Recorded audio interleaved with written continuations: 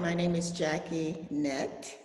I am a certified Iyengar teacher, senior level 1, and I have been teaching and going to the Iyengar Institute since 1981.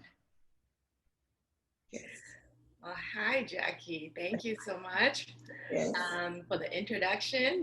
I can't do it any better, but so thank you. And I wanted to thank you again for taking the time to chat with me today. I've been intrigued by your story of how you got into Iyengar Yoga and thought it would be great to share that with our students. So if you can jump right back into it of how you got started in Iyengar So Yoga. how did I get started in Iyengar Yoga? I really first heard of Light on Yoga. I was introduced to Light on Yoga in 1975. And I was actually studying and got my first certification with Indra Devi. And during that time, Mr. Iyengar was in the US, and a teacher came in with Light on Yoga and said, you know, Mr. Iyengar, and then Indra Devi told us that they were learning from the same teacher, Krishnacharya, at the same time. And so I kept Light on Yoga in the back of my mind, and actually on the side, I was practicing other forms. Indra Devi was teaching Ashtanga Yoga, but different from what it is now. And I got certified from her. And then I got certified from Kripalu Yoga. And then we moved to San Francisco. And between the time that I found we got Light on Yoga, I heard of Judith Lassiter. And I think it's from one of the earlier yoga journals. And I heard of her, and she was in San Francisco. So I said, I'm going to go to San Francisco and I'm going to do teachers training, and I'm going to study with Judith Lassiter.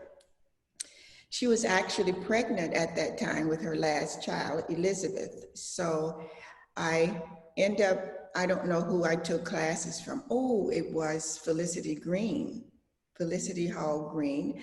And I ended up taking with Larry Hatlett, and I would drive down to Palo Alto at that time. And then when Judith came, I started taking with her, and I took classes from her. And during that time, they didn't have certification like they had now. How you got certified is Mr. Iyengar would certify you, or you would have 2 senior teachers to write that you could be certified. So Larry Hatlett and Judith Lassiter signed for me to be certified. And I ended up taking the teacher's training. It took me a very long time because I was not very good. I was very stiff and not very good. And, but I think it took me 5 years to get certified, to get finished with the teacher's training, to get the certificate to do teacher's training. But I was certified before that. What is it about Iyengar Yoga that drew you to be so focused to want to teach? Actually, it was very logical. It was very logical. I often say there's the yoga voice, like in the 60s and 70s when yoga became, it was very floaty and yoga voice. And Indra Devi was not like that, but it was still not as logical. And when I got Kripalu Yoga, it wasn't logical, and logical to the way I think. And after I had my first class, actually my first class was not with Felicity, it was with Jean Couch. Jean Couch, who have the Yoga for Runners, that's her book. She taught the first teacher's training class that I took, and it was just logical, and so it went along with the way I thought. And with Judith instilled in me the importance of the importance of anatomy and the importance of not using violent words, even though it not sound violent, like hit the legs or hit this. That's very violent in a sense. So she instilled that in me and the importance of anatomy. And when I started going to India, and I went to India a lot, and I stayed in India a very long time whenever I would go. It was two to 4 to 5 months when I would go. And so to me, it's just logical. And so that's what drew me to and made me stay with Iyengar Yoga, is the logic of it. Would you say then that's what inspires you to teach? Is it how you teach, or what is it that you seek to share most in your classes? I seek to share logic. You know, because I spent years with other systems, and I don't put down any other system. You know, Iyengar Yoga is for me. Iyengar Yoga might not be for everyone, you know, but for me, it's my way of relating to yoga. And so I have heard instructions that are not correct in how our bodies move. And so because the system is very systematic, Iyengar Yoga is very systematic. And for me, I like very systematic things. You know, I like the lines that you paint in. At the same time, you have to have that understanding of why the lines are there before you can go beyond.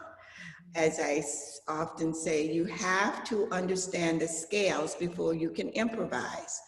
Well, the foundation of Iyengar Yoga is your scales.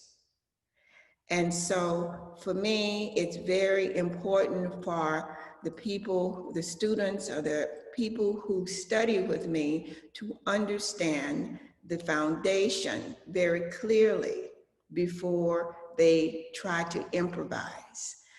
And so that's the way I teach. You know, I'm very methodical, logical. At the same time, I improvise. You know, I'm at the prima ballerina stage, I would say. Scales down. Yeah. So in addition to all that, is there anything else students should know about your 2-hour class, your intermediate advanced class at IYISF on Saturday? Yeah. I have people who say, well, I can't do this. I can't do that. Or I have people who walk into the class that is very obvious that they are beginners.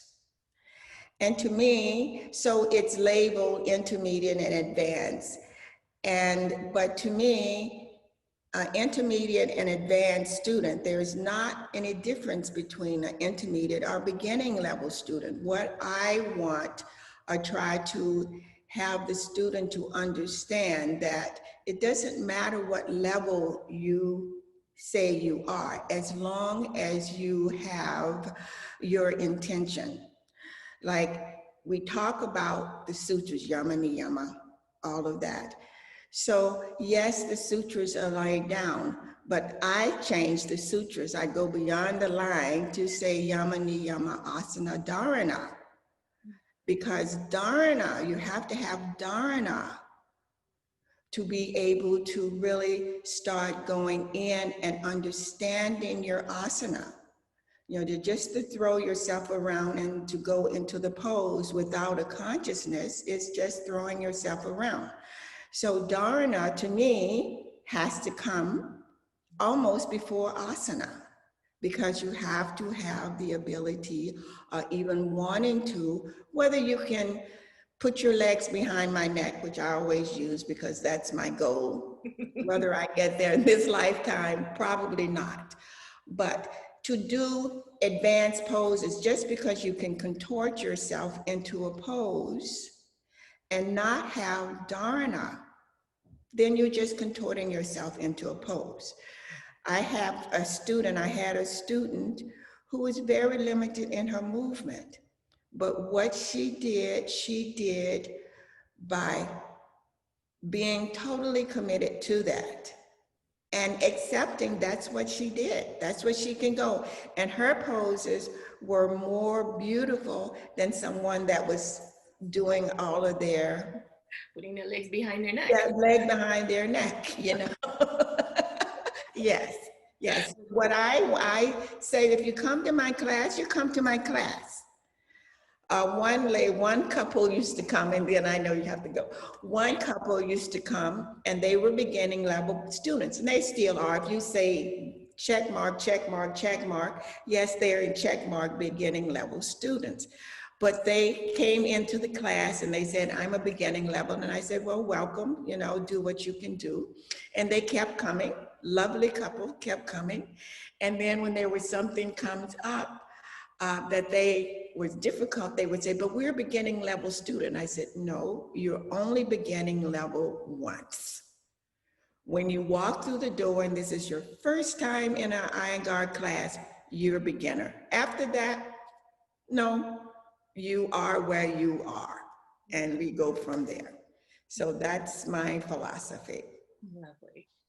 So last but not least, I know that you have a workshop coming up. Asana and Anatomy. That's next Saturday, September 12th. Yeah, on the hips. About that? Yeah. Yeah. Yeah. So, are you asking? Talk a little bit about it, like what inspired you to teach that? Again, we want to, in this class, it's understanding how basic anatomy works when you are trying to target a particular area in your asana. And since the hip socket is one of the biggest joints in the body, it has the possibility of the greater range of movement in the body. We also want to understand how can we bring this movement into the body without causing injury. And because I am in the older end of the aging process in yoga, I always think of and try to instill in the younger people, but you know, as we age, to understand how our joints and our tissues change.